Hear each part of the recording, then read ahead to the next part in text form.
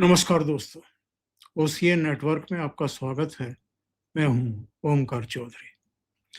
पश्चिम बंगाल में चुनाव बाद की जो हिंसा है, वो कम होने के बजाय, रुकने के बजाय बढ़ रही है। और एक ऐसी वारदात हुई है बुधवार देर रात, जिसने सबके कान खड़े कर दिए हैं।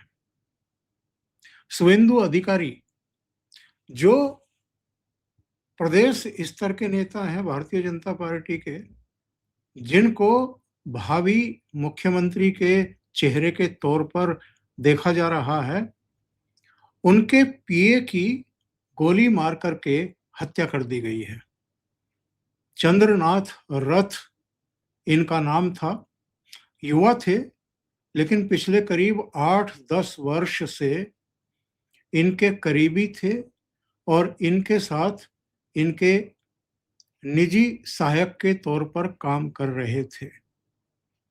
शुवेंदु अधिकारी के करीबी, शुवेंदु अधिकारी के पीए की हत्या करना ये दर्शाता है कि पश्चिम बंगाल को अराजकता की, हिंसा की आग में झोंकने का एक बहुत बड़ा षड्यंत्र रचा जा रहा है, रचा जा चुका है।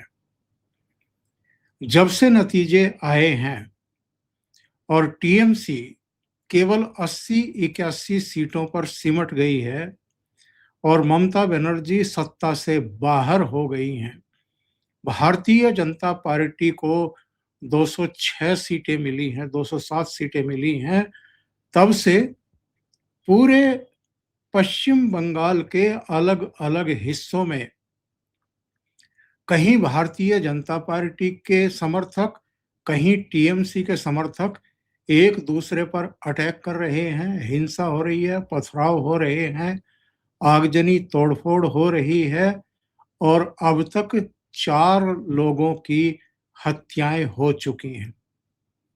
और ये सब तब है जब भारतीय जनता पार्टी के केंद्रीय नेतृत्व ने भी, प्रदेश नेतृत्व ने भी अपील जारी की है अपने कार्यकर्ताओं को भी, और जो हिंसा में लिप्त हैं उनको भी। खुद शुवेंदु अधिकारी ने बुधवार की दोपहर बाद जब प्रेस से बात कर रहे थे, तो सबसे शांति और संयम बनाए रखने की अपील की थी। लेकिन एक दिन पहले कोलकाता में भारतीय जनता पार्टी के एक नवनिर्वाचित विधायक के भाई की हत्या की गई थी और अब एक दिन बाद यानी बुधवार की रात को करीब 10:30-11 बजे के आसपास शुवेंदु अधिकारी के पीए की भी हत्या कर दी गई। जो जानकारी मिल रही है, देर रात जब मैं ये प्रोग्राम रिकॉर्ड कर रहा हूं, ये घटना एक्चुअल में 24 परगना जिले के मध्यग्राम इलाके में हुई है। और ये जो चंद्रनाथ रथ थे, ये अपनी स्कॉर्पियो में सवार थे, अपने घर की ओर जा रहे थे।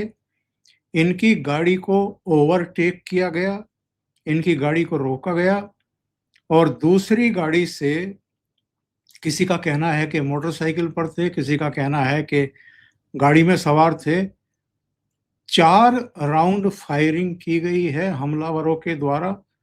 और इसमें न केवल चंद्रनाथ बुरी तरह से घायल हुए, उनको करीब के एक नर्सिंग होम में, अस्पताल में ले जाया गया, वहां उन्होंने दम तोड़ दिया, बल्कि इनके ड्राइवर और इनके एक सहयोगी भी फायरिंग में घायल हुए हैं।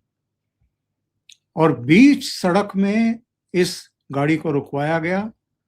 पुलिस का ये कहना है कि चंद्रनाथ की गाड़ी का पीछा किया जा रहा था एक गाड़ी के द्वारा, ओवरटेक करके ताबड़तोड़ फायरिंग की गई है और चंद्रनाथ की छाती पर, उनके सिर में गोलियां लगी हैं। पुलिस मौके पर पहुंची जब जानकारी मिली, जांच शुरू की गई है, नाकेबंदी की गई है, हमलावरों की तलाश की जा रही है, आसपास के सीसीटीवी फुटेज खंगाले जा रहे हैं ताकि आरोपियों तक पहुंचा जा सके। और पूर्वी मिदनापुर से कोलकाता शुभेंदु अधिकारी भी पहुंच रहे हैं देर रात। उनका कहना ये है, उन्होंने ही बल्कि पुष्टि की है कि चंद्रनाथ की डेथ हो चुकी है। ये हिंसा क्या शो कर रही है, इससे हम क्या अर्थ निकालें? लोगों का ये मानना है, जो पश्चिम बंगाल के कुल मिलाकर के राजनीतिक और चुनावी चरित्र से वाकिफ हैं, परिचित हैं, उनका ये मानना है कि ये जो चुनाव पूर्व हिंसा और चुनाव खत्म हो जाने या परिणाम आ जाने के बाद की जो हिंसा है, ये पिछले कुछ दशकों से चली आ रही है। इस बार चुनाव आयोग के सख्त इंतजामों की वजह से, सख्ती की वजह से, बहुत बड़े पैमाने पर अर्धसैनिक बलों की तैनाती की वजह से ना तो चुनाव पूर्व हिंसा हो पाई, ना मतदान के समय हिंसा हो पाई।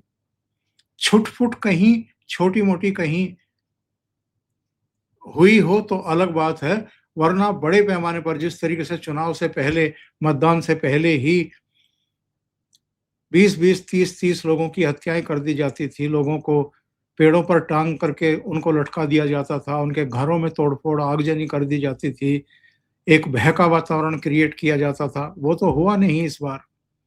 और शांति की वजह से और सुरक्षा बलों की तैनाती की वजह से 92-93 तक टर्नआउट भी हुआ है, वोटिंग भी हुआ है, और उसी का नतीजा है कि भारतीय जनता पार्टी को पहली बार पश्चिम बंगाल की जनता ने चुना और 9 तारीख की सुबह 10-11 बजे उसका मुख्यमंत्री शपथ ग्रहण करने जा रहा है। लेकिन ये जो कियोस्क का एक टाइम होता है, एक सरकार के जाने और दूसरी सरकार के शपथ ग्रहण के बीच का जो समय है, इसका अराजक तत्व फायदा उठाने की कोशिश कर रहे हैं। बहुत सारे लोगों का ये कहना है कि बांग्लादेश जमात-ए-इस्लामी के चीफ का जिस तरीके का बयान आया है, उसने कहा है कि ममता बनर्जी को रिजाइन नहीं करना चाहिए, ममता बनर्जी को दिल्ली के खिलाफ युद्ध छेड़ देना चाहिए, बांग्लादेश के जो 8-9 करोड़ मुसलमान हैं, वो उनके साथ खड़े हुए हैं। इसी तरीके से पश्चिम बंगाल के भीतर भी बहुत बड़ी संख्या में ममता बनर्जी के सपोर्टर हैं। ऐसे भी लोग हैं जिनकी लूट बंद होने वाली है, जिनके भ्रष्टाचार के रास्ते बंद होने वाले हैं, जिनकी डग्गामारी बंद होने वाली है। बल्कि मैं कहूँगा कि जिस तरह के रास्ते अपनाकर वो पैसे कमा रहे थे, उनका वो रोजगार छीनने के पूरे आसार हो गए हैं, क्योंकि भारतीय जनता पार्टी का मुख्यमंत्री शपथ लेने वाला है, भारतीय जनता पार्टी की सरकार बनने वाली है। और बहुत बड़े पैमाने पर जो घुसपैठिए हैं, जो ऐसे लोग हैं जिनका भारत से या पश्चिम बंगाल से कोई नाता नहीं है, उनकी ढूंढ होने वाली है, उनकी पहचान होने वाली है, उनकी गिरफ्तारियां होने वाली हैं। तो ऐसे सारे अराजक तत्व, और जो एक्चुअल में पश्चिम बंगाल में भारतीय जनता पार्टी के सत्ता में आने को बर्दाश्त नहीं कर पा रहे हैं, ऐसे सारे तत्व भी अब पूरी ताकत के साथ वहां अराजकता का, हिंसा का, तोड़फोड़, आगजनी का माहौल बनाने पर तुल गए हैं। और सबसे अहम बात यह है कि अगर ममता बनर्जी अपनी हार होने के तुरंत बाद इस्तीफा सौंप देती गवर्नर को, तो इस तरह की अराजकता पैदा नहीं होती।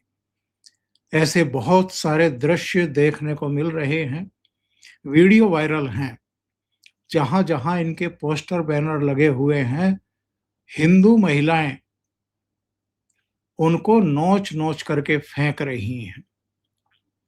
कितना गुस्सा ममता बनर्जी के शासन प्रशासन के प्रति है, यह किसी से दबा छिपा नहीं है। आसनसोल हो, कोलकाता हो, दूसरी कई जगह हों, वहां भी ये गुस्सा देखने को मिला है। और इसकी प्रतिक्रिया में टीएमसी के जो कार्यकर्ता हैं या समर्थक हैं जो उद्दंडता दिखा रहे हैं, वो भी जगह-जगह हिंसा, आगजनी और मारपीट और हत्याएँ करने पर आमादा हो गए हैं।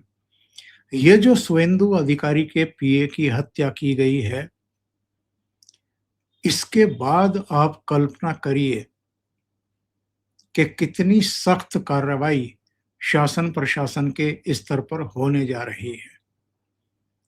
शुवेंदु अधिकारी अगर पश्चिम बंगाल के मुख्यमंत्री बनने जा रहे हैं और उससे पहले ही उनके पीए चंद्रनाथ रथ की हत्या कर दी जाती है, तो आप ये अंदाजा भी लगा सकते हैं कि इस समय वहाँ कानून व्यवस्था की स्थिति क्या है। जो राज्यपाल हैं, उनकी भी ये ज़िम्मेदारी बनती है, चूँकि ये एक कियोस्क का समय है, एक खाली समय है, जब ममता बनर्जी ने इस्तीफ़ा देने से इनकार कर दिया। लेकिन वो इस समय ठन-ठन गोपाल की स्थिति में है, उनके हाथ में पावर कुछ नहीं है, भले ही इस्तीफ़ा ना दिया हो। शासन-प्रशासन के अधिकारी उनसे कोई दिशा-निर्देश नहीं ले रहे हैं।